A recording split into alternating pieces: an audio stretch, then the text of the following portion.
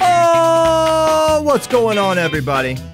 Welcome to episode 309 of FloWrestling Radio Live. I am your host, Christian Piles, joined as always by the pride of the 610, Willie Saylor.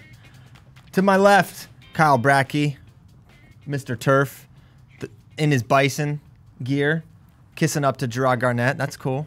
I'm not mad at it. I feel bad. I didn't mean to, clown his question. I thought maybe he wanted us to mention NDSU. Yeah, I know, and I'm sure he would love that, but I trust Gerard that, he's a genuinely curious guy. And to my right, the Wrestling Nomad. And we're here today. It is August the whatever, and it is the dog days of summer. So a lot of hypothetical conversations, some fun topics to get into. Do we want to say what episode this is? I will leave that to you. Yes, this is episode 309, which is... It is the Illinois episode, including Bloomington, Canton, East Moline, East Peoria, Galesburg, Kewanee, Macomb, Minnock, Moline, Morton, Normal, Pekin, Peoria, and Rock Island, in addition to many smaller communities within the western part of central Illinois. Rock Island. So this is the Barlow McGee episode. Yes. So this is the Barlow McGee episode of FRL. If there's any state that loves me more than Illinois, please do they? Iowa. Oh. Well, see, here's the thing about Iowa. So we make fun of Nomad as an Iowa hater because he does hate Thomas Gilman. He has a voodoo doll that he tortures. That's fact. He's confirmed this on multiple shows. Now, here's where you can't merely maybe say he's an Iowa hater. Is it more that he is just a Spencer Lee lover to such a high degree that that it maybe clouds how he views the rest of the Hawkeyes and potentially Spencer Gilman? Lee lover. He loves Spencer. He loves Spencer Lee so much he put Dayton Fix #1 because Dayton lost more.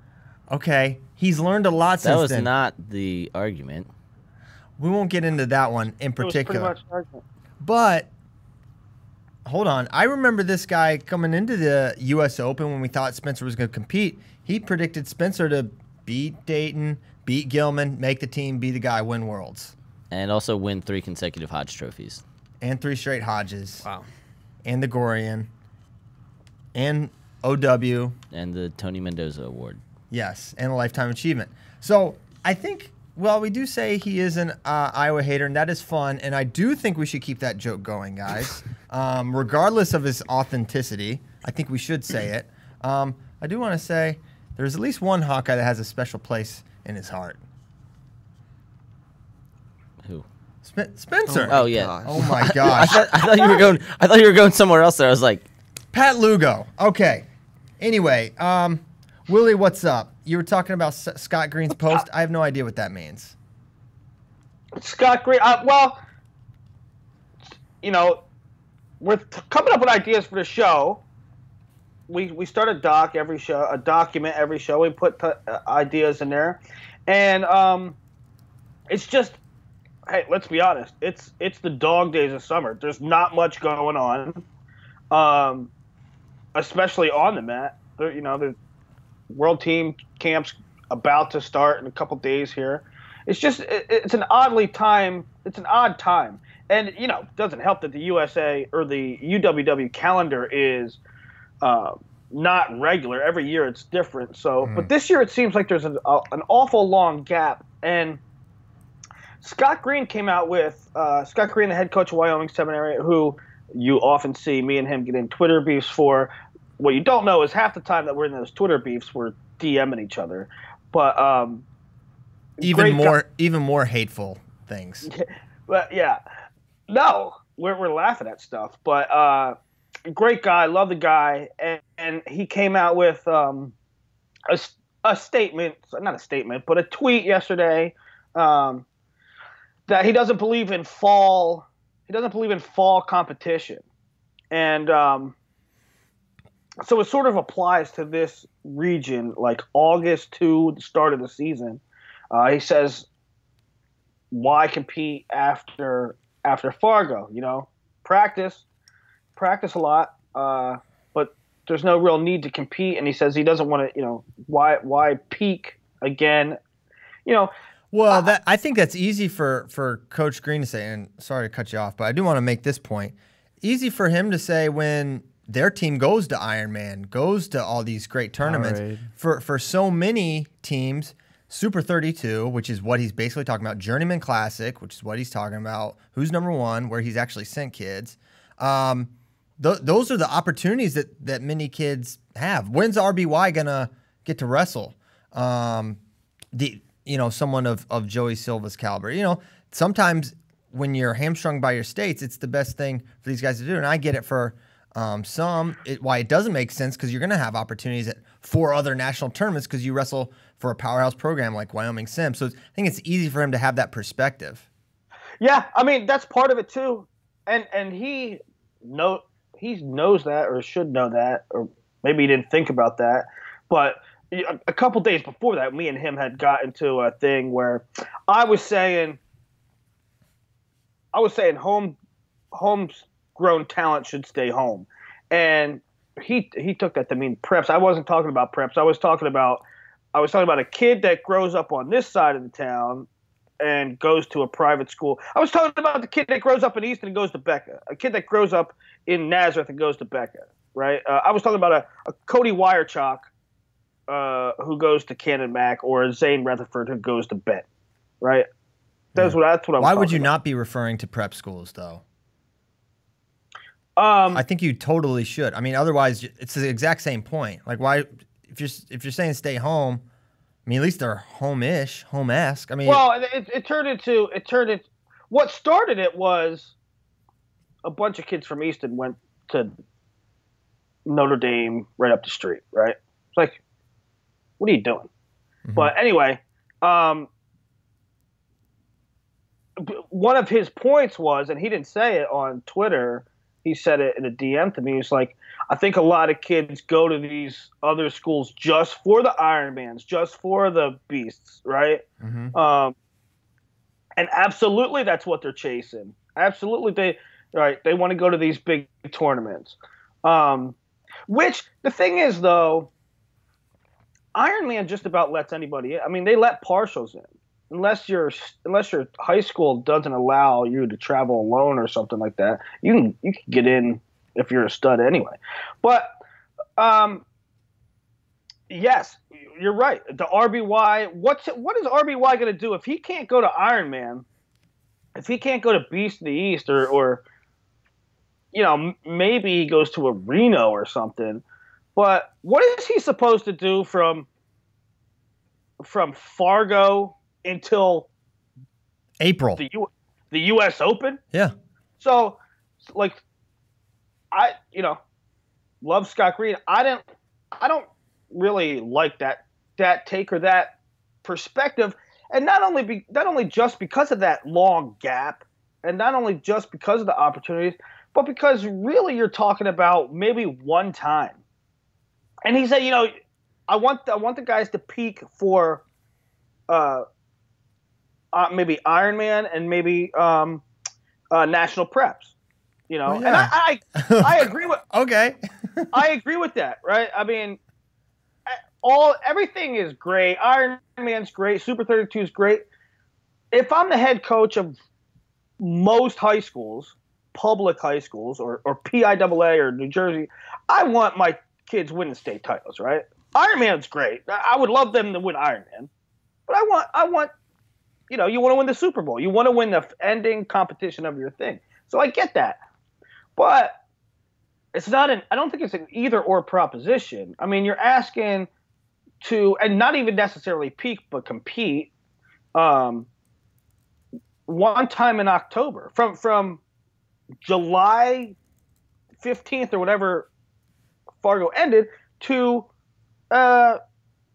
probably like December 10th. Yeah. That's a long gap to say, hey, let's get up for one tournament. Yeah. It's not that big a deal.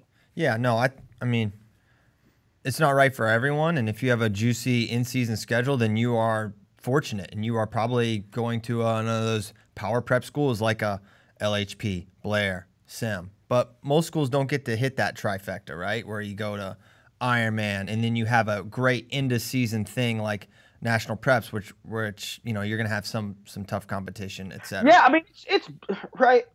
Not just it's bad enough that some kids don't. Some kids walk through their whole season. Yeah. Right? Some kids are in small states. They don't get challenged all year long. Right.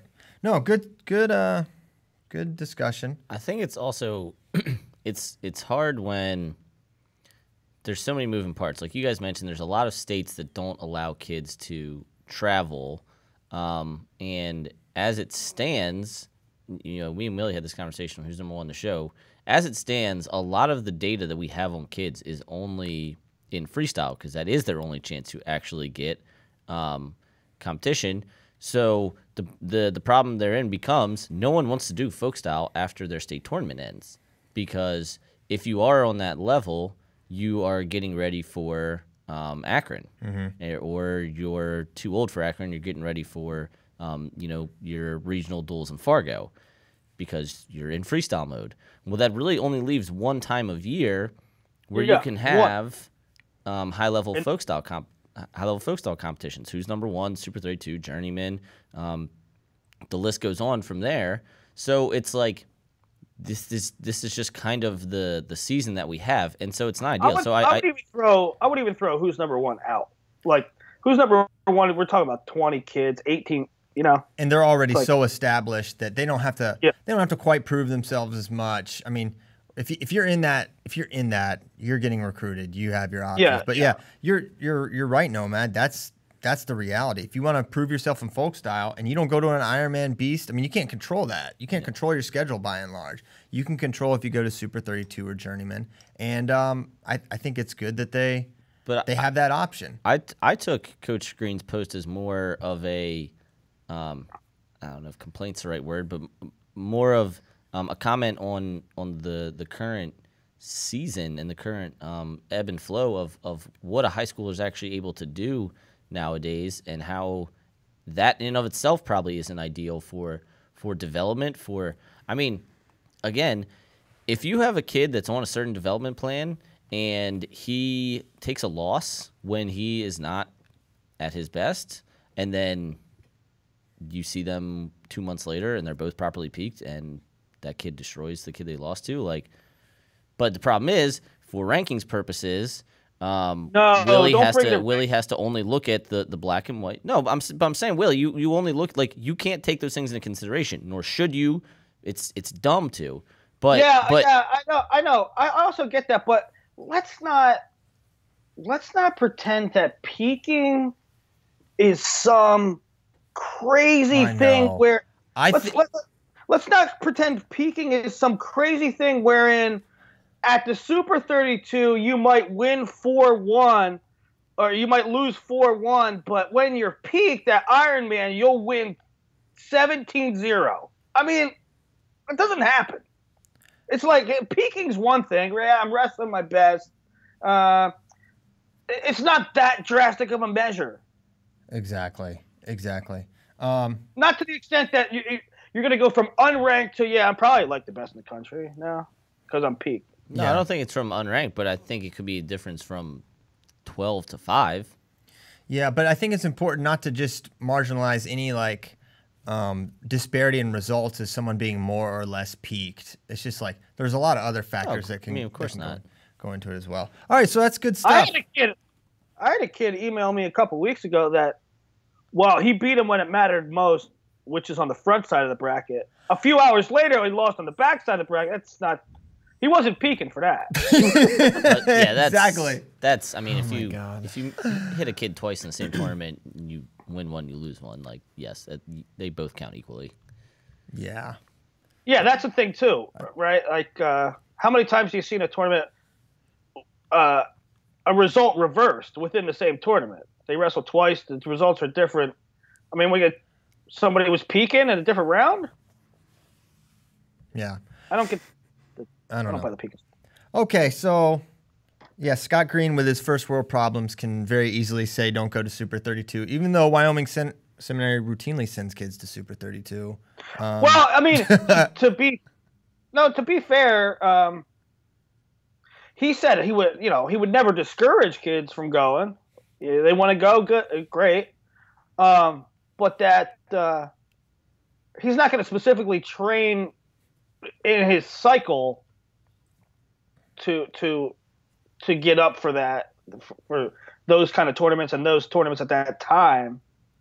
So yeah. Yeah, and that's probably what he's evaluated on too, like literally professionally when they wear Wyoming Seminary singlets. So that's that help. That's good for him to focus on what he wants to focus on, but it's not necessarily what is best for the kids' building of how they're viewed by college coaches. Simply, there's also, this could be getting into muddy waters. There's also like an interesting dichotomy because, so you have Sam and you have Blair, and Scott Green essentially is like, I'm not, like Will was saying, I'm not going to train you, or I'm not going to specifically encourage you to do these things. But if you do want to do them, like, I'm not going to talk you out of it. But in Blair, there's more of, I don't know if it's understood or if it's just like commanded to them or whatever, but like they definitely do not do Super 32, and they definitely do not do Journeyman. They don't do these fall folk style events. So it is kind of interesting that those two schools that as Christian was saying, like have first world problems, where they are able to go to a lot of major folk style tournaments, that Scott Green maybe gives them a little more leeway or encourages a little more leeway. But in Blair, like, you can't say it's Antonelli because it was Buxton too. It's like Blair has been this way for years. So I don't think it's a specific coaching thing. It's just there's different mindset, different understanding at Blair. Cool. Mm-hmm. Well, one last thing. Graham never went anywhere. Now you're starting to see a couple kids going here and there, but Graham never went anywhere, and their schedule typically hasn't been very tough. Well, they usually have a good duel, and they have Iron Man. Haven't had a good duel for the past few years. Haven't they been dueling Eds? Yeah, they have duel. Yeah, okay, I guess they have one duel, but I'm saying like they haven't hit Blair. Didn't they go up in dual division this past year? I think that was enforced though. I think that was like a OH. But they still did it and then won it. Yes, they did. Don't be. But I'm saying as far as like traveling other places, yes, this year generally different, was a little bit different because they did do DCC duels and they did go up, but they hadn't hit Blair for a little while. They didn't do DCC duels. Oh, that's right. Eds had DCC duels. They were supposed. Weren't they supposed to go to like Clash and then they backed out? No, they were supposed to go to DCC duels and then they backed out. Okay, that's what it was. And then went to Clash, but didn't go there either. Okay. Quick. Can I get a Sandy Stevens correction? Jaden Maddox still on Ohio State. Something happened, but just leave it at that. Apologies. That was inaccurate. The Wrestling Nomad. You're going on vacation, and Willie wants to talk about it. I think Willie's concerned. And Nomad dropped it at the end of Who's Number One the show yesterday. I'm like, hey, who's number one the show next week? We'll do this, and that. And Nomad's like, well, I'm going on vacation. I won't be here. Then he had to pry it out of him what he's doing, and he's going home. He's going on vacation. So needlessly cryptic in that I can just imagine him. Like, oh, where are you going? Yeah. He just doesn't get to the I don't know. He didn't even say he was going anywhere at first. At first, he was like, I don't know if we can have the show next week. I'm like, why not? Why wouldn't we? Well, I don't know. And Spey had to be like, he's going home. Yeah. Are you going now? Hold on. Now, if you didn't know, the Wrestling Nomad is from Baltimore County, which has nothing to do with Baltimore City. Just so you know that. But you know who else is in Baltimore right now? Pat Downey. Are you going for are you going to get him ready? Because he's getting ready to travel. Yeah, me and Downey are training camp. Right, we're gonna get ready for the Zielkowski. I'm going 57. He's going 86. Nice. That's ideal training situation. Mm-hmm. Well, good. We hope you have fun. Crack some bows. Are you gonna fly there or drive? Bike. Dang it! Answer the question. What, to Poland? We're gonna fly. No, to Maryland. Yes, I'm gonna. Gosh. All right, next topic. We have to stop. We have to stop. I'm sorry. I brought that up. Okay. We'll hit an early FRL question because I really want to do this. Can we get this is from David Welchel at Stilly_Vanilli. That's great. And he has a Stilly Vanilli with a Pistol Pete avatar, so definitely an Oklahoma State fan. He wants to know what's up with Iowa versus Oklahoma State. He wants a whiteboard war. He says never too early. And here at FRL, we 100% agree with that. Never too early for a whiteboard war, whether it's potentially real or fictitious. Here we go.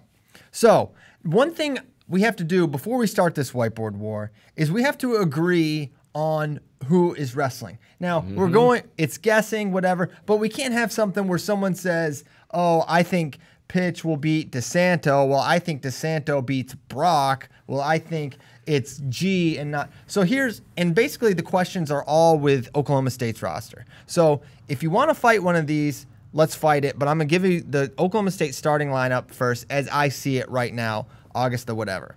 Dayton Fix, 25. 33, Nikki Pitch and Ninny. 141, Cade Brock. 149, Boo Allen. 157, Shomers. 65, Joe Smith. 74, Chandler Rogers. 84, Jacoby Smith. 97, Preston Weigel. And 285, Derek White. Should I switch Joe and Chandler? No, you should put in Dakota Gear. Over Jacoby? Are you sure? No, not 100%, but pretty darn sure. Who do you guys think's better? Where did you have Joseph Smith? 65. Oh, man. Accurate. What do you think? He's going 97? You think he's going 65? Yeah. Okay. Well, Pretty sure he changed like his Instagram handle or he's something gone- to 65. He's got 65. oh, JoJo did? Yeah. JoJo 90s His baby? name's Joseph. I know, What did he but call- his Twitter handle is like I JoJo know. 90s baby. The boy's name is Joseph. He changed it to White Bison. At White Bison 165. Okay, I'll put in Gear there. Okay, fine. All right. I mean, that's Hey, my. oh, here's a question. Could Jacoby stay 74 and keep Chandler out of the lineup? I don't think it's Um, completely out of the question. I think it's going to be Chandler Gear. That's what I think. Okay. I'd be surprised if he beat Chandler. Yeah, I don't know. I love Chandler. I love all these guys. I don't know. It's tough for me to say. Okay, let's start with let's get this garbage one out of the way. Dayton Fix versus Spencer Lee, 125 pounds. I want this steel cage match, 25 and 33. Just throw all four of them in and let them fight. Battle Royale.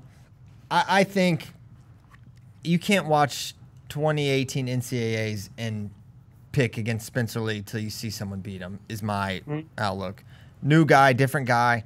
I think Dayton can beat him in freestyle potentially. I think he has, so that would be strong evidence to that point. But I think when you factor in the mat, it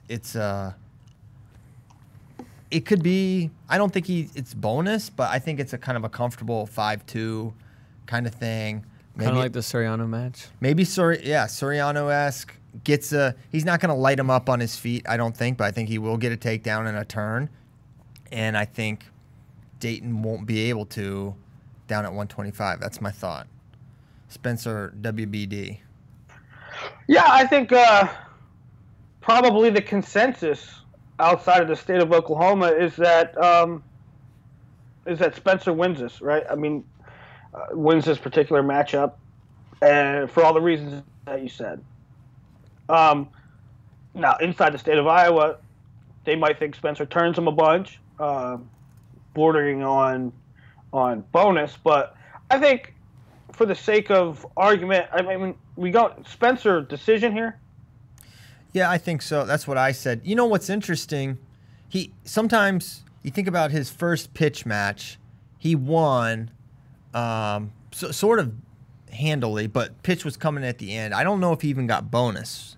Right? He didn't. It was He did like not get bonus. 10-6 or something like that. Yeah. Okay, but then later annihilates him, right? NATO, he has a couple matches, nip and tuck. And at NCAAs, he annihilated him. He was up big when he pinned him, right? So there's something, I don't know if he figures things out the more he gets his hands on guys. There's a little evidence to that, although he did lose to NATO the second time and he beat him the first time. So in that way, it doesn't necessarily jive. But I think there is something to be said for his ability to figure things out and turn guys. So maybe opportunity number one, it's a little more of a feeling out process. Now, Are they wrestling in Stillwater? Right? Yes. It's supposed to be Stillwater, yeah. Stillwater. So, okay. You guys, let's go. I think you guys pretty much nailed the breakdown of the match. I agree with you. Spencer by decision. Spencer the Tech Dispenser By what? by a decision. okay. You You understand can't how say tech. you understand how it's confusing to Yeah. call him the tech dispenser and then say he wins by decision, That's right? his nickname. Okay. That's his nickname. Spencer Lee, the pinfall guy. By decision. All right, next up, I'm saying Nick Piccinini. I know how to say his name because his father corrected us while we were eating a delicious, A nice Italian dinner. nice Italian dinner. Godfather dinner. You know when John Smith and Nick Piccinini roll up to eat there before NCAAs, you did good. Found a nice spot. It was delicious. So anyways, clarification there. Nick Piccinini versus Austin DeSanto. Oh my goodness. I have no idea. This is a definite, could go either way. I could see a scenario where DeSanto's just so forward, Pitch just uses that against him and just living on his legs, able to finish, present some problems on top for DeSanto. And I could see a scenario where it's just like DeSanto is just like way too much, way too in his face, and he's like dumps him 3 times and wins like 12-4. Yeah, I guess forward. I mean, very speaking in generalities, is hardest to do against the Oklahoma State style, right? Because they use those elbows and shrugs and stuff and level changes against you. Yeah. I always say about the size thing, and you always poo-poo it, but this one might be one where I'll mention it again because DeSanto has mentioned 41, and Pitch probably ain't he's not a full 33, so that could come into play. I don't know. I think Piccinini will be adequately sized at 33. I don't think he's small. I mean, he's been there for like 4 or 5 years down at that weight. I think he's ready to grow and get a little bigger. I don't know, man. Yeah, I don't know. Who has gone from 25 to 33 and struggled with size in the history of wrestling? I'm not saying he's going to struggle with size, but I'm not sure he's ready to grow. I mean, when Willie and I went there for, they had a Friday night duel with somebody and then a Saturday duel, like back-to-back days. And after the Friday duel, we go eat, and there's Pitch, like, eating a full meal. And we're like, okay, he's not wrestling tomorrow. We get there, and he made weight easy. Yeah, and when I was in Italy for that duel, his weight was like not even a thing. Like, but when you know you're going 125, then you would do that. It's not like maybe he's been on the Cowboy bulk job this summer. Yeah. Are you going to put it out of question that he could get up to weigh 140 pounds routinely? And No. Well, right, but probably DeSanto 45, 50. Yeah. I don't know. I'm going to take Pitch in this match. Mm-hmm. This is tough. This might be like the biggest like toss-up where... By decision, William? Yeah, for sure. Who'd you take? Who'd you take, Will? Pitch. I took Pitch. Man, this is tough. Go, Kyle. Yeah.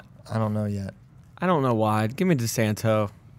Sure you know why. DeSanto. He could certainly win. No, I know, but like I don't... Yeah, you don't I'm know not going why. to give you some breakdown or something like Nomad. Yeah. Gets a takedown 30 seconds in. I think in an ultimate twist of fate, Piccinini will have 3 cautions and in an ironic moment give DeSanto the win. No, I actually am going to go DeSanto. Not for the horsepower reasons. I don't know.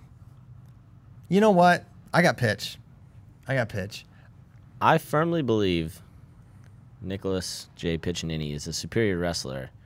Well, you hate DeSanto. However, we're back on it. Wear my hat. Looking at these U23, 11-9 with Ryan Haskett, 2-2 Mickey Philippi, up at 61. He got smoked by Vito. It's freestyle. I don't know.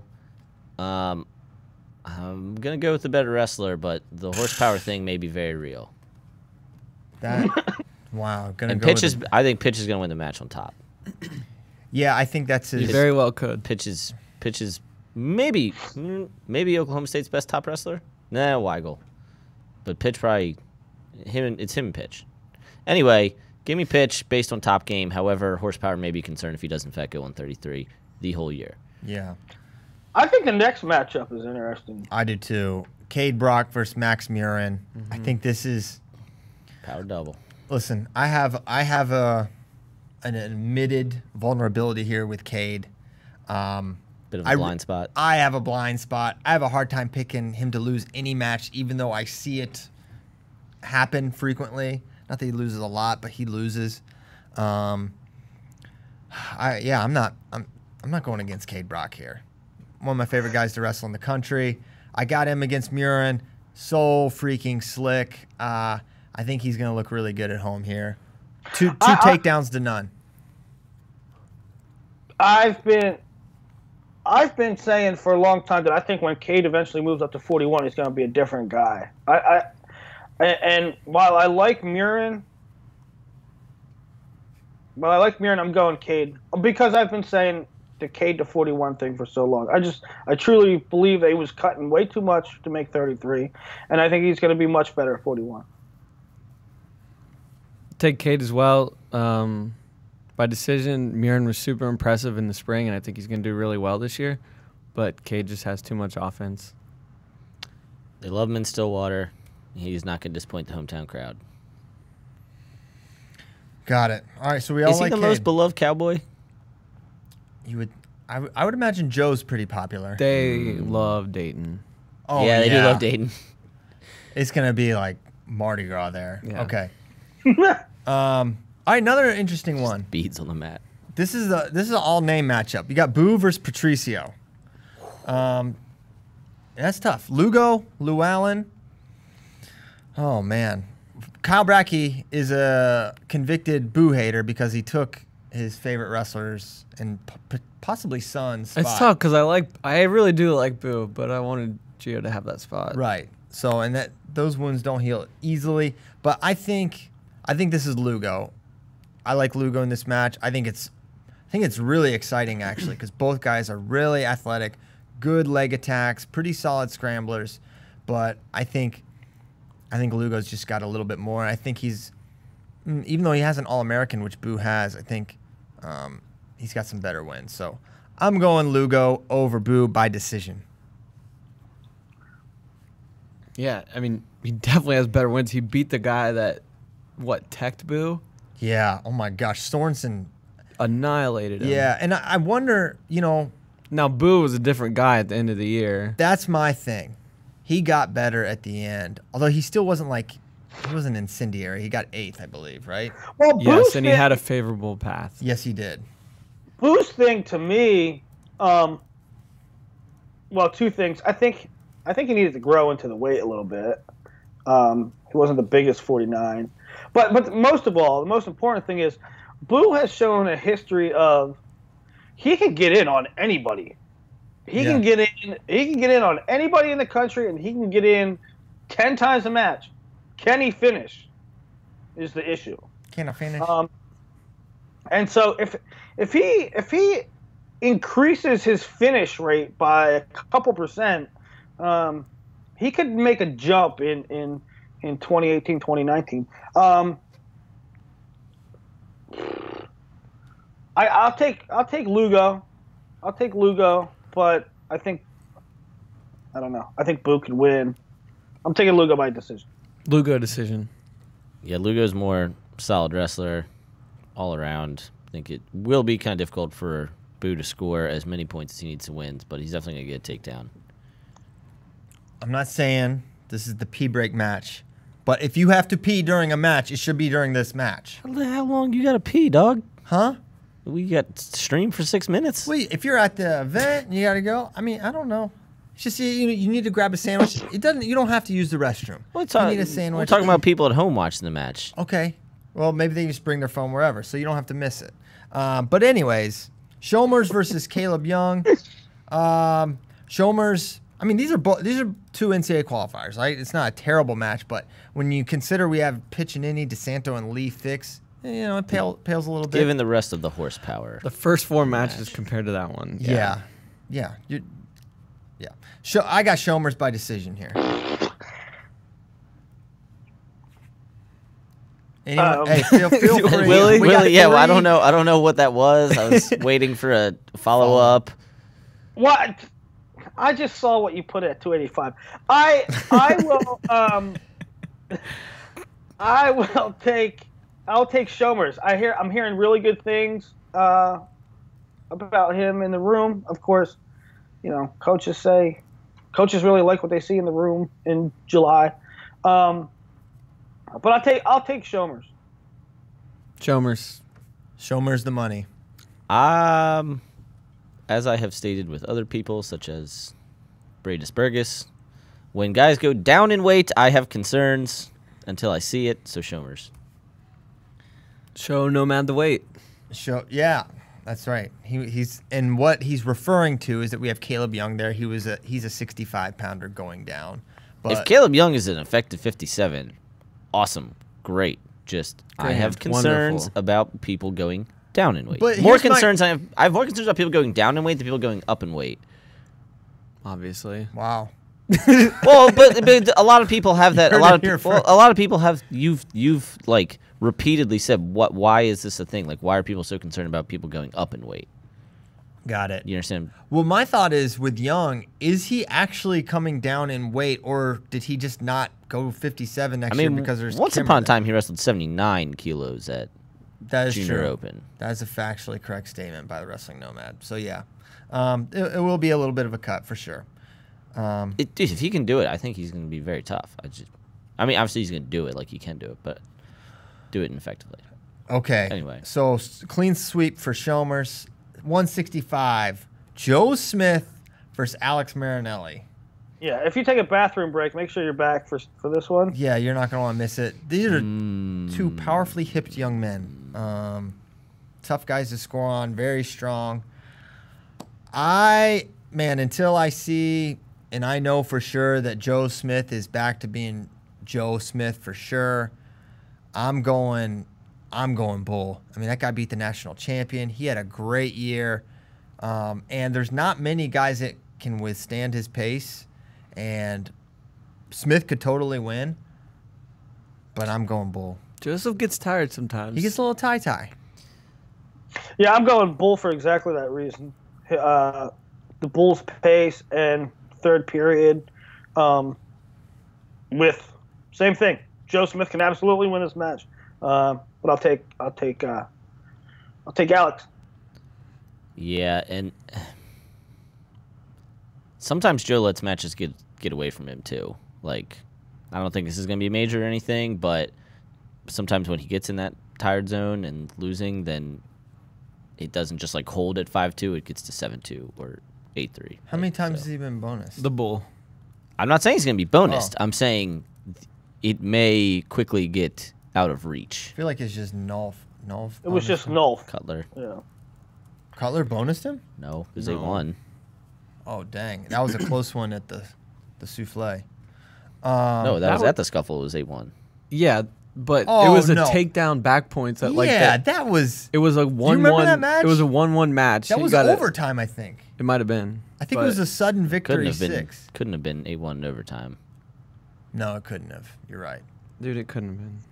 But it was like a 1-1 match. And it was 7-1. It was 1-1. You got to take down in backs. Yeah. And it was in the same scramble. Just kind of held him there. Yeah, that is not a good example. Okay. So that's 65. More heat coming. 174 pounds. Will feature Chandler Rogers, Dynamite, versus Michael Kimmer, Dynamite. And Dynamite.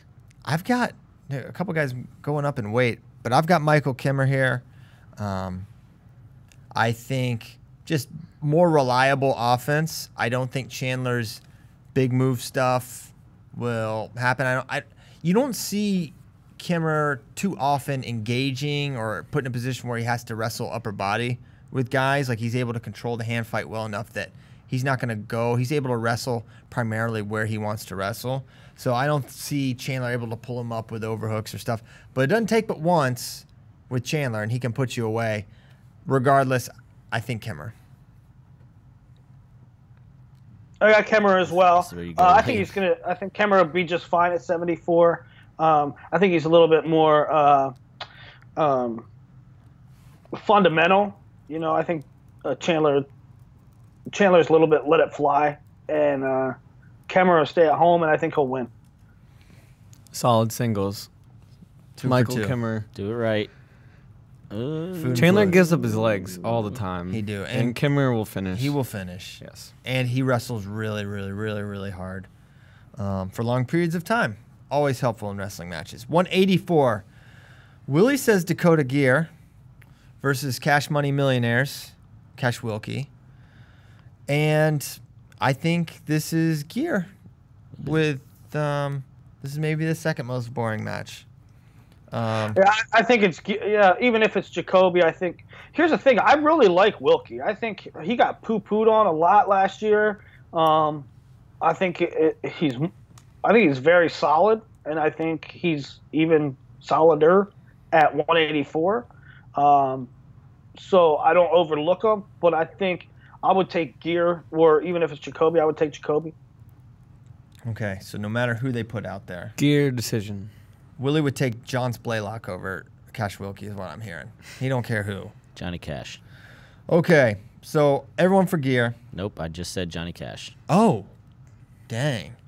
All right. Wilkie's good. Yeah, that's not disputed. He's good. But I think Dakota Gear's. I think that Matt. I think Dakota Gear is really good at wrestling really tough guys closely and really good at definitely going to be, like, no question, solid NCAA qualifier, going to get you points in duels, going to get you points in matches. This not the duel where he's going to get points, so I think Wilkie actually has more big potential than him. And Gear only wrestled 1 year. Yeah. Well, he wrestled last year though. I mean, he redshirted, but he didn't. He wrestled a lot of matches last year. Give us some highlights, Kyle. Anything? Well, he was 15-4. Not a lot of big wins. Losses to Michael Coleman, 5-3. Nino Bonacorsi, 8-5. Nino Bonacorsi again, 5-4. And then Louis Dupre messed him up, 10-0. Louis Dupre, I can't wait to see that guy next year. Bonacorsi is going to be a problem. Just, if nothing else, he's going to shoot guys into oblivion. Like, that kid does not ever stop shooting. Best wins probably Jelani Embry last year. Not a lot of big. Jelani guys. wasn't great last year. So okay, yeah, this could be Wilkie. This will be a big match in the duel. I don't know. Hashtag. Dang, I kind of feel like I should have picked Wilkie, but pay him on the Cash App after he wins. All right, 197. Weigel. It's illegal. Preston Weigel versus Jacob Warner. Super juicy match here. Yeah, this is a great one. Weigel's beaten just about everyone at 97 outside of Colin Moore, I want to say. But he's lost to a lot of guys, too. 'Cause he beat Mock, right? Beat Machiavello. He's beaten Kyle Connell. He teched Kyle Connell in the first period. Yeah. When he was healthy. Seriously, 16-0 in 2 minutes and 57 seconds. I was there. I seen it with my own 2 eyes. He seen it. It's been seen. So the question you have to ask yourself, this could go so many different ways, because we've seen with Preston Weigel such ends of the spectrum. Some exasperating moments where it's like, I think he was up 14-0 at the end of a match once, and he won like 14-0. The end of a match or it was the end of a period. Willie and I were there. It was 14-0 after the first period, and he won the match 14-0. That is like, I'm not kidding. I know it happened. I watched it too. I don't think that's ever happened in wrestling. 14-0 after one and it ends 14-0. I mean, I could see it ending 14-6. In a way, that would be better. So I believe in the second period he chose top because he got turns, and then he didn't get a turn. And then the other kid took neutral, and they just stood there for 2 minutes. How did he not get the 15-0 tech then? Why would he not have riding time? I don't know, but he didn't. So maybe Weigel chose down and got ridden. I don't know. It happened though. It happened. Yeah, it did. It's unbelievable. So the point here is why Weigel can be a little frustrating, but if he gets your wrists, he is absolutely lethal. And how good is Jacob Warner from the bottom position right now? Will Warner's pace be allowed to be effective? Right? Will he have the opportunity to bring his pace and leg attacks into form here?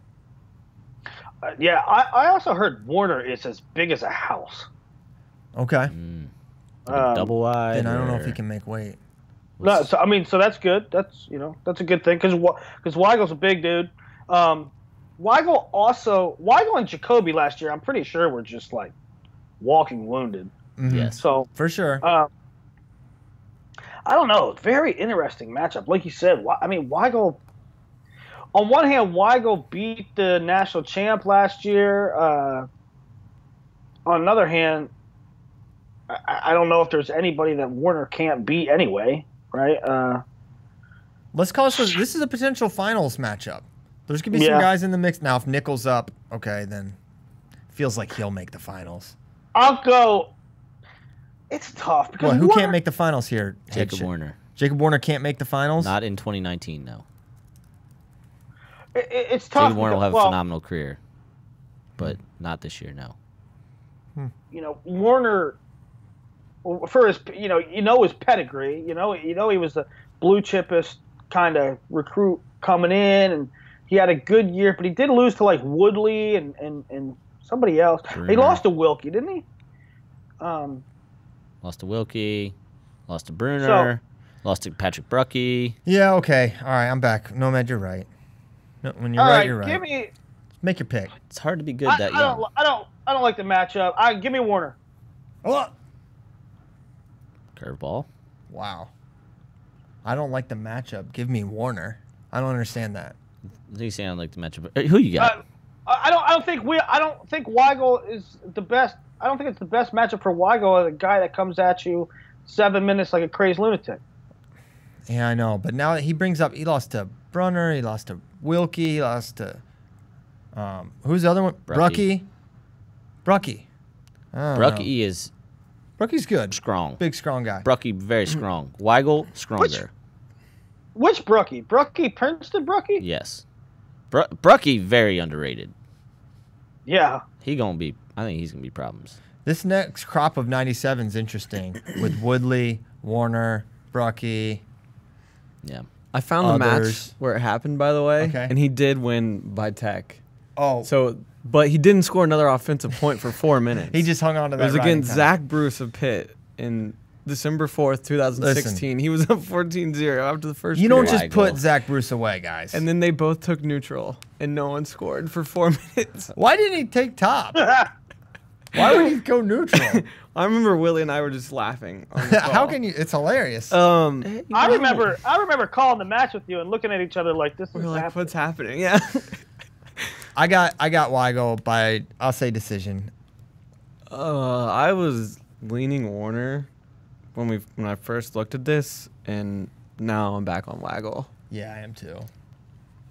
Look, again, it's an accomplishment to be up 14-0 and then win 15-0 as time expires. You almost have to be like, watch this. Like,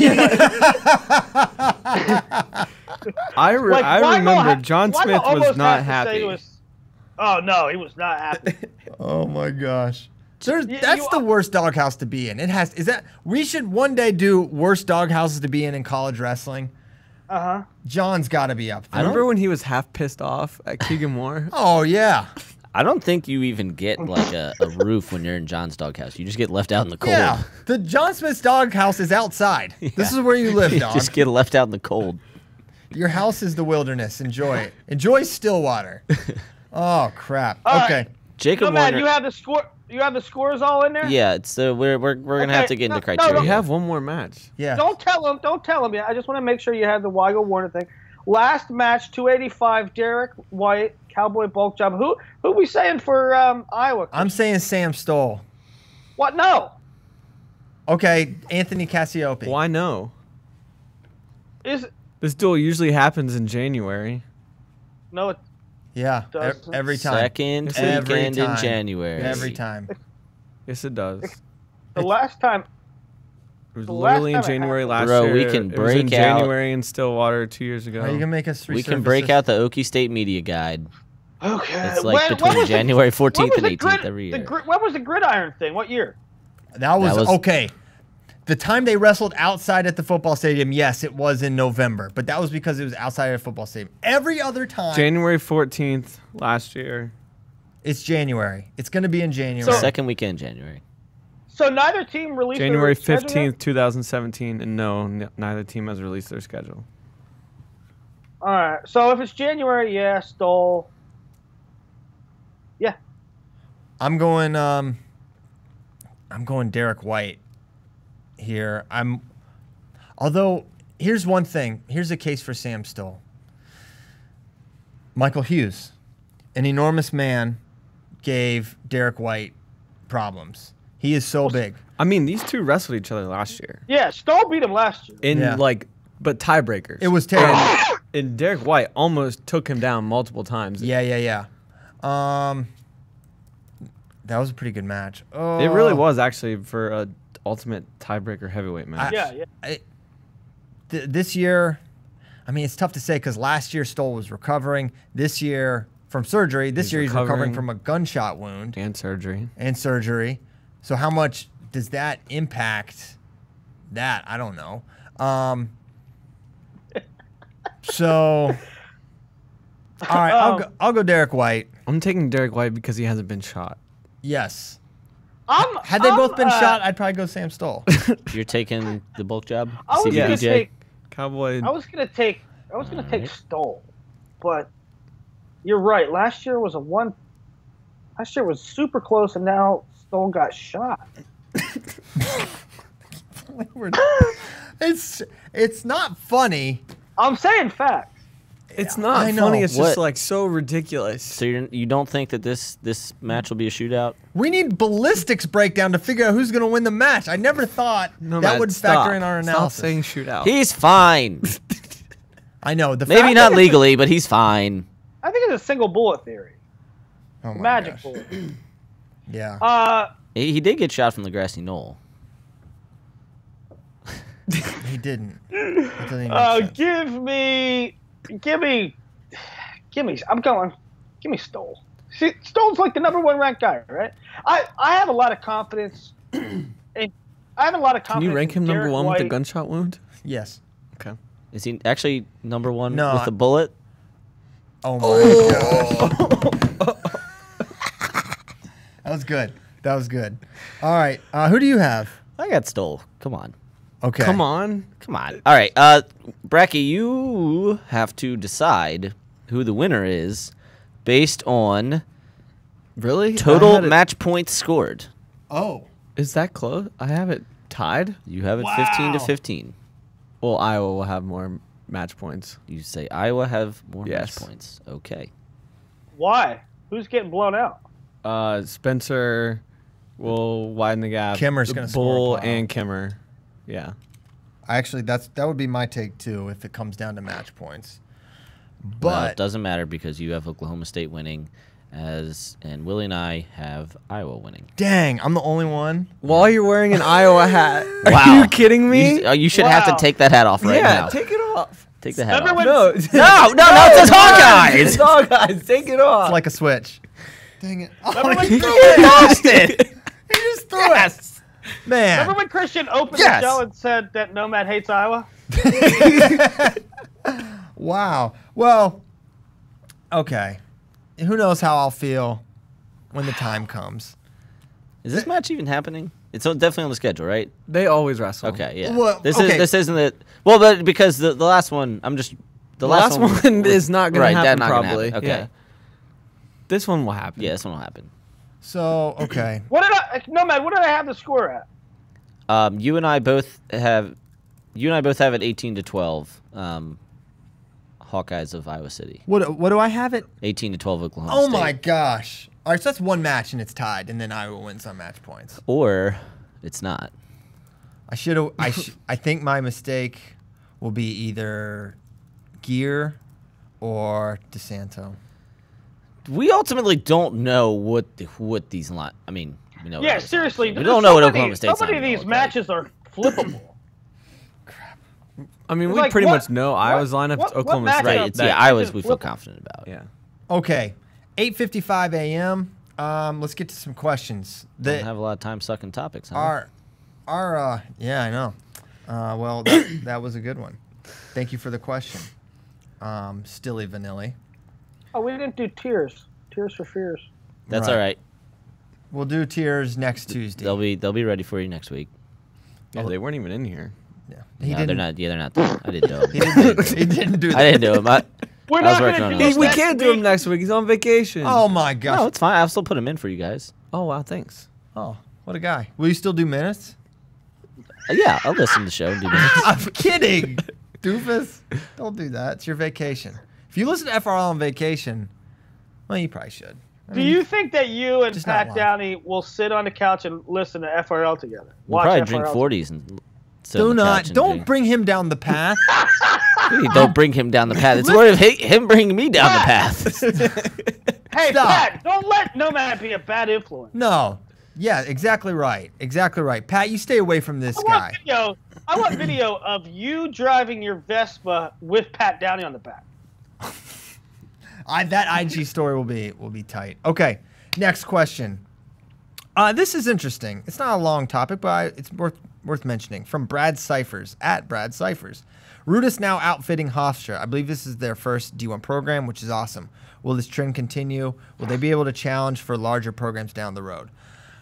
I do not. I think it is awesome. I think it's really cool that they get to do this. But you can't just, it's not that simple. You know, these schools sign. Yeah. Ohio State is Nike, period. Iowa's Nike. There's nothing you can do. I mean, they NC can't. State's Adidas. They're talking the athletic programs as the whole department. Every team is Nike.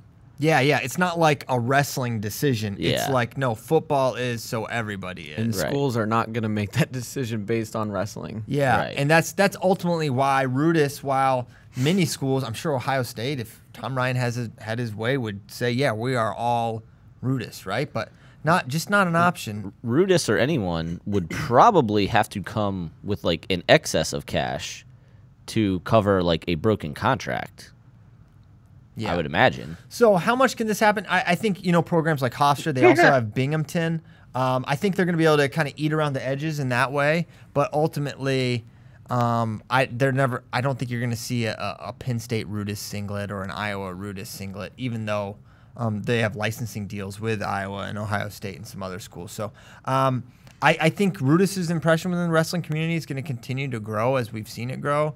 But I don't see them getting but a handful of D1 schools. Could be wrong. But now that they have a shoe, it's really interesting. And I wonder if, like, Under Armour schools, maybe they get their shoes, right? That's a potential path, right? Yes, no, I'm agreeing with you. Okay. I don't know what else there is to say about it. I don't know if you guys have anything, or we can go on to the next question. Yeah, I 'Cause mean, there's like- a great one. Like I said, I think they would. I think they would have to essentially come with an excess of cash for like a broken contract, and have to convince the athletic department why it would be a good decision to. And in the meantime, you still have Adidas, Nike, via APS, like also trying to raise their game and actually trying to not just have like the main school's contract, which is primarily football and basketball, be with these institutions, but like those guys at Adidas and Nike actually taking interest, and we're actually going to design your singlets and your shoes and everything. So yeah, it's going to be hard for them to break into college, but bits and pieces at a time. Okay. Next question. This is great. Freaky Friday. Reverse. If Spencer Lee woke up in Wrestling Nomad's body, does he still win NCAAs? No. I don't think so. No.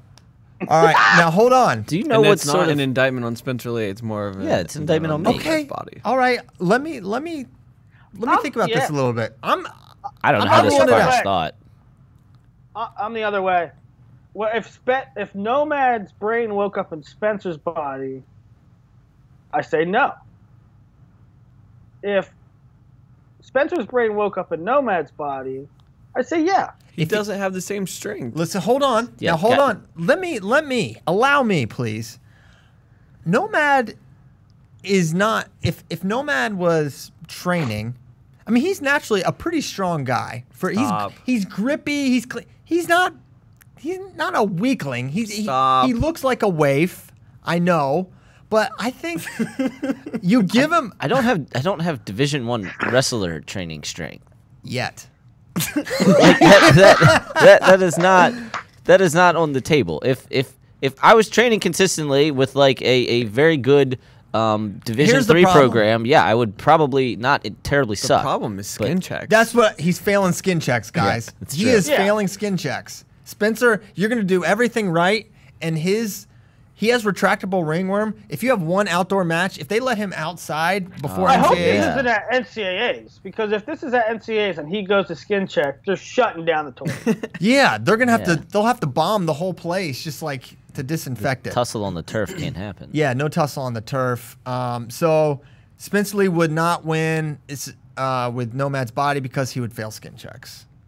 But more so because the freakish strength that Spencer has developed. Well, here's an interesting thought. What if makes his bars more. Spencer Lee's mind enables him just to get more out of his body, right? I mean, yes. I mean, obviously it would, but there's a limit to that. Well, Spencer. When you watch Spencer wrestle, you say to yourself, "Dude must be freakishly strong." But when you Spencer's not like physically imposing, right? He doesn't look like Hulk Hogan. No, he does not. But he obviously has strength that Nomad does not have. Yeah. So no matter how much you want to try to say, as good as not physically as good as Spencer's arm bars are, like it helps that he is freakishly strong, and he worked for that, developed that clearly. Like, but that sure as hell doesn't hurt. Yeah. Yet. So the key word for that one is yet. Spencer, I'm not counting you out, buddy. Next topic. Tyler Guth at Tyler Guth _ practice room matches can be RTC members you'd most want to watch. Would always love to see Retherford Nolf. I think that's the one that's like, what really happens there? How do Nickel and Mark Hall really Penn State? You want to see Spencer and Gilman. Here's one I want to see. Here's one I really want to see. It's actually two. Kale versus DT. How is that going out? And since Snyder sometimes goes there, Snyder versus Kale. Because I've heard those matches have happened, and I think they're a little surprising. It's a little second-hand effort, but Kale apparently holds his own. I'd like to see Casey against some of those guys, too. Casey versus the world. I don't like the Cody versus Carson Coon. I don't like the. Spade was telling me there's like people on the message boards who are like, yeah, well, if Kale had wrestled, he would have just won 9 world titles in a row. Well, I don't. Is that true? Because the last time he wrestled, he got 5th. I don't think many people actually hold that opinion, but I do think. From 2002 he would certainly have had a better career and more medals, but would he have just Would you just peeled off 10 in a row? That seems no one believes that, dude. That's a fake argument. But I do think there is an argument he could have been on the team from 2002 to now. Like if he said, "I'm a competitor," to now, why not? You don't think he beats David? Well, spot the lie. Well, wait. I don't know. If you want 86, I'm sure. I don't think anyone's. But that's 16 years. I don't. Yeah, there's no way. Maybe that's impossible. But I think his body holds up. That guy is still spot the lie. He is still in really good shape. I don't think he makes the team 16 years in a row. Call me crazy. Well, hold on. 2002 to 2011. Tell me when he doesn't make the team. Yeah. Well, what weight's he going? Is he going 84 or 96? 84 is the weight he went. Either weight. Yeah, no, from 2 to 11. If he had continued, that would make sense. Okay. And then 2011, he smacks up Herbert. 2012, Herbert makes a team. Who makes a team there at 84? Herbert or Kale? Yeah, probably So Kale. But at some 10 point, there is years. a point of diminishing, like where his body starts breaking down. Well, let's just 'Cause go. It just happens to everybody. 2013. Who's our guy at? It's Keith Gavin. Is he still 84 at this point? 2013. Keith Gavin. How old's Kale at that point? He beats Keith Gavin. Probably, but again, 2014, Ed Ruth. there's additional wear and tear on the body. I know, but I'm just saying, there's a chance that Kale, dude, Kale's a freak in a lot of ways. He is. I think if he made his mind up, Is he an alien nomad? Yeah. he's an alien. Confirmed. And yeah, does that mean he brings home? I think he wins Worlds, and I think he wins somewhere in the mix another Olympic He title. wins another probably like 5 or 6 medals, For which sure. is a Metric. I mean, historically great listen. number for America. I just don't think he peels off titles every year. Sharifov, that dude's 40. Yeah, I think I think Kale's in- gonna, All right, so Rack up some medals. we'll do some Russian math. but I don't think anybody thinks that I don't think there's anybody on Earth that thinks he So wins Sharifov's 33. 12 gold in a row. 37. How old's Kale now? Is he He is 40 yet? 40. Jeez, it's hard to imagine him holding up. But still think if he could just like enter the tournaments, he'd be up there. All right, what other any other practice room matches? I'm forever fascinated by Kale because we were, I don't want to say deprived, but man, we don't know. You know, he did not wrestle Basically, the maximum amount. The candle burned out long before the legend ever did. Have y'all heard? They don't know that song, but I'm. No, yes, I got it. Oh my gosh!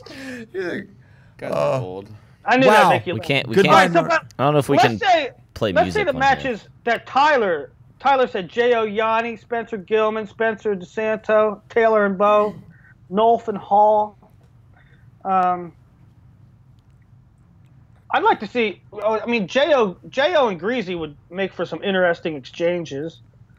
But yeah, I think that's it. Somebody asked also. I don't know if it's in this list that you had, but it's way far off. But 2020 Olympic team, I thought that was fun. Dude, we had multiple 2020 questions, and we've been frequently getting them.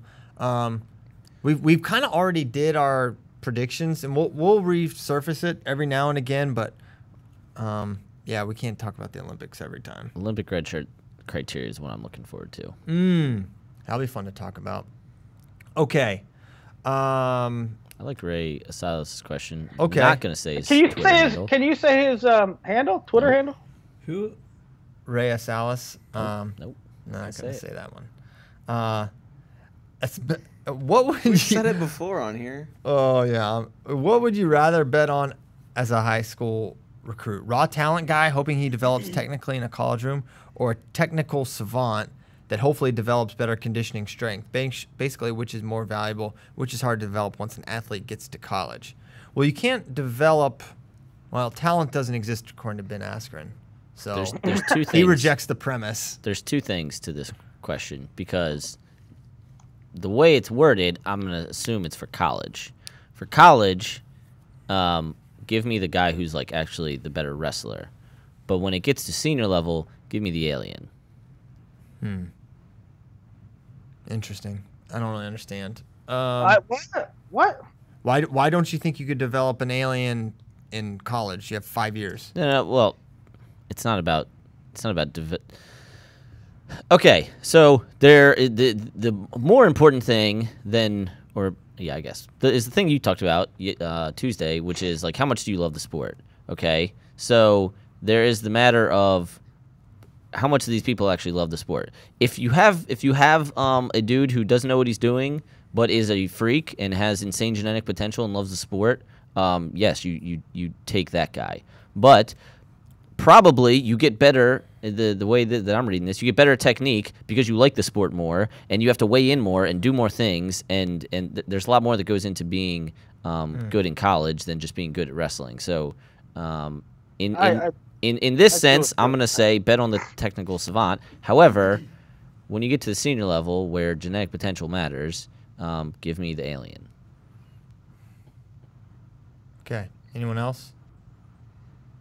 No, I agree with the premise of what Nomad's saying. I would take the Raw guy 9 times out of 10. Okay. Good stuff. I'll take the. Never. I'll take the technical guy. Yeah. I think we're seeing. No, I don't know. Yeah, give me the Raw. Okay. I guess I want the Machiavello. Well, yeah. I guess it ultimately boils down to you can teach technique. You can't teach other things. Right. All right. Any more questions? I think it's go time. Oh, wait. No way. I have a whole other page here of great ones. You guys are on fire. Casey Kreider of the Denver Broncos.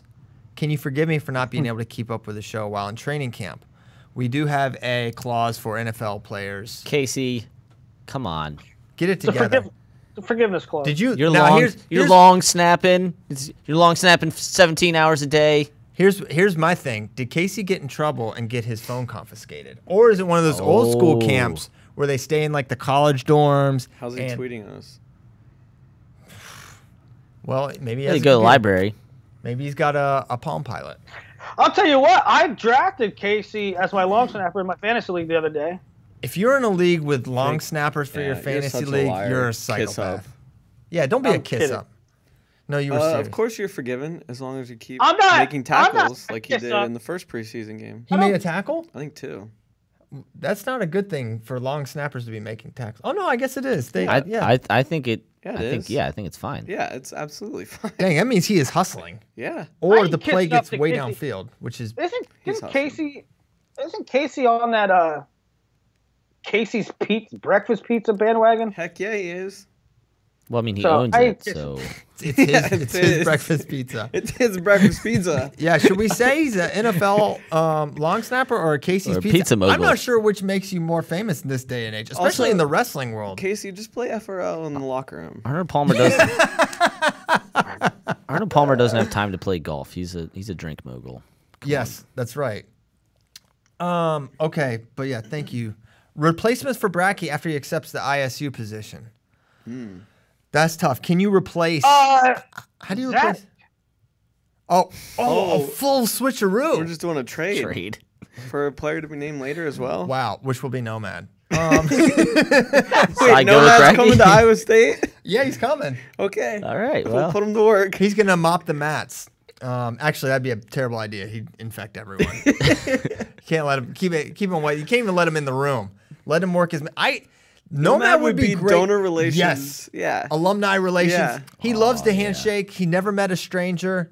Nomad is kind of a sneaky dark horse to take the position right from you. Is Nomad's ultimate position in the wrestling world as the spokesman for Defense Soap? I think Zeb's got that down pat. If they can cure him and get him on the path and keep him ringworm free, that's the ultimate endorsement. I mean, 100%. Last question here.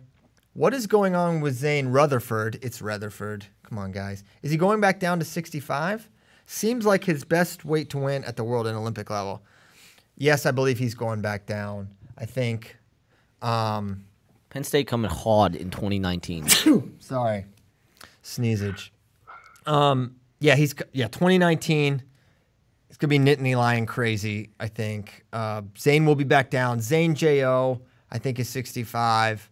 Giannis. Yeah, Yanni and Logan and McKenna are going to be there at 65. But to me, it's those two. And it's going to be awesome. And it will be work for Zane to get down to where he can do 143.5 2 days in a row. But he can certainly do it. That's my concern with Zane and J.O. Like, I understand they're the two best guys, but how hard is that cut going to take a toll on them? Because if it's not, the fact that he's not going 49 all year is that he can just basically make his life around it. Got to make it 4 times. And it's 4 times. It's doable, right? And what are your other options? Go 70? Why? For what reason do you go 70? Do you want to go up at 74? No way. It's like Zane at 74. Good Lord. Well, hey, it's So- one or the other so in short. 2020. No, I know. I'm just like, he's. Yeah. If it was, now I'll say this. If it was folk style and he could go once, hey man, roll the dice, get him on top. But that's not how the Olympics are. No. I don't think they're going to change, personally. So that's my thought. I guess, I don't know if you guys all agree or whatever. Yeah, I've thought that since Jump Street. If J.O. can make 65 comfortably, scary. Yeah, I don't know. Yeah, no, I'm not putting Zane on the team here. He's got it to do, but yeah, I'm not saying that either. I'm saying Zane 65. I don't see any other. Why? There's no other options. Zane also, so again, like historically, Olympics are dominated by both like the guys who and girls who make the team. This is like all sports, like 24 to 26. It's just a thing, and Zane's like right entering that like peak age to where he would fit the Olympic profile, and he's maybe the best guy to begin with. Are you? I'm on the downswing there, bud. By 2020, you're gonna be 27. By 2020, I will be 29. Oh my gosh! Wow. Do you look back on your career with a little bit of regret? Every single day. Do you wish you didn't go to the Smoothie King when you should have been riding back with your team? No, I wish that I had been born in Davison, Michigan, so I could be best friends with John Reeder and Brent Metcalf, and yeah, I would have reached my potential, which is probably about 5% more than it actually was. Also, Paul Donahoe. Okay. Yeah, Paul Donahoe. Yeah, that's pretty good. All right, I think we're good to go here.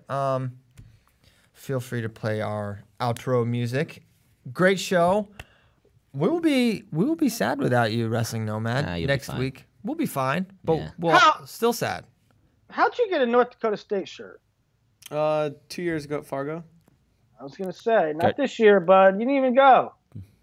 You didn't go the 2 years before that, so. Turns out, one thing I have learned, if you work for FloWrestling, you could come, if you get a job for FloWrestling, kids, come to Austin with like 10 shirts. Because over the course of your time FloWrestling, you will acquire 47 shirts. It drives people my wife will just bonkers. One time at Super 32, someone just left a bag of shirts there for us. Yeah. Now we didn't take them because Indian smallpox warfare, but why didn't you take them? That was a joke. Oh, well, I know it's not for smallpox, but I don't know why you didn't take the shirts. No, we did take the shirts. Oh, okay, got it. No, man, I'm ready for you to go on vacation. I'm so glad you're gonna be gone. Okay, I don't hear the music yet, but thank you to A6. Thank you to you, Willie. Thank you to Kyle and the Wrestling Nomad. We'll be back. We'll still do this Tuesday, with or without the Wrestling Nomad. We will have 149 tiers. 149 is going to be so fun. I don't even want to say why. I want to be surprised with Nomad's tiers.